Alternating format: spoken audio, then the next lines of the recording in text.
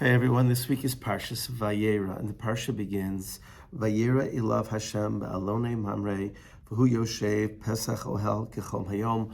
God appears to Abraham in Elon Mamre, and Abraham is sitting outside his tent in the heat of the day.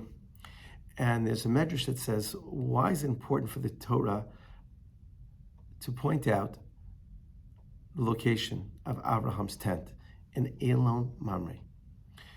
So the Medrash says that when Avram Avinu was commanded by God to perform a circumcision, to create a bris between him and Hashem, he needed some instructions on how to create that bris and how to perform the operation. So he went to three of his allies. He went to Enor, to Eshkol, and to Mamre. These were his allies who actually helped him defeat the kings and rescue Lot. And Enor discouraged him by saying, Abraham, you're almost 100 years old. You have a lot of pain. Why do this to yourself? Eshkol said, listen, you'll make yourself vulnerable. You have a lot of enemies. I don't think that's going to work out well for you. But Mamre said, I don't understand. If your God, who has been with you and has saved you and has watched over you, and he's asking you to do this, I'm all for it. I'm going to help you figure this out. And therefore, Hashem gives Mamre a shout out in the Parsha, to say that when Avram had his bris, he was by Mamre, and Mamre was his friend who supported him.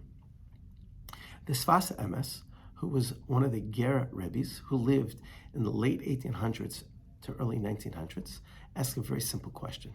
What's the big deal that Mamre should get this shout out by Hashem for helping Avraham? After all, Mamre wasn't having the operation. So what was the big deal for Mamre to support Avraham? So the Sfas Emes gives us a beautiful insight, and an insight that I think I can relate to, and maybe you can as well. What was really behind the arguments of Avraham's friends? When Enor and Eshkol tried to dissuade Avraham, what they were really worried about was Avraham was entering into a new relationship with God, to a new spiritual plane, spiritual growth, and they were afraid that we're going to lose their friend. You know, we're part of a crew, we're part of a chevra, and now you're going to break it up because now you're going to be living this more elevated life. So they tried to discourage that. Mamre, on the other hand, was a true friend to Avram and said, look, we may not be as close after this, but if you think this is going to help you connect with your God, then I got to support you. And therefore, Mamre gets that shout out. And I think back in my own life about my friends who continue to grow in their Judaism and spirituality. And sometimes I'm afraid I might lose that relationship because maybe they're going to be on a higher plane than me, or maybe there's a sense of jealousy. And I think about it with your own friends. What about when we want to grow and we're afraid that we're going to lose our friends, or our friends are going to judge us for trying to be maybe more observant?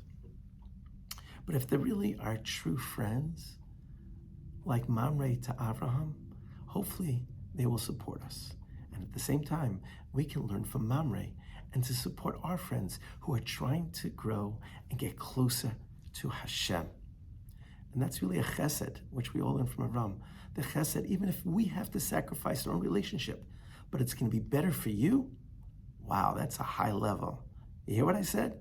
I'm willing to sacrifice my friendship if it's going to be for your benefit. Wow, that's a high level.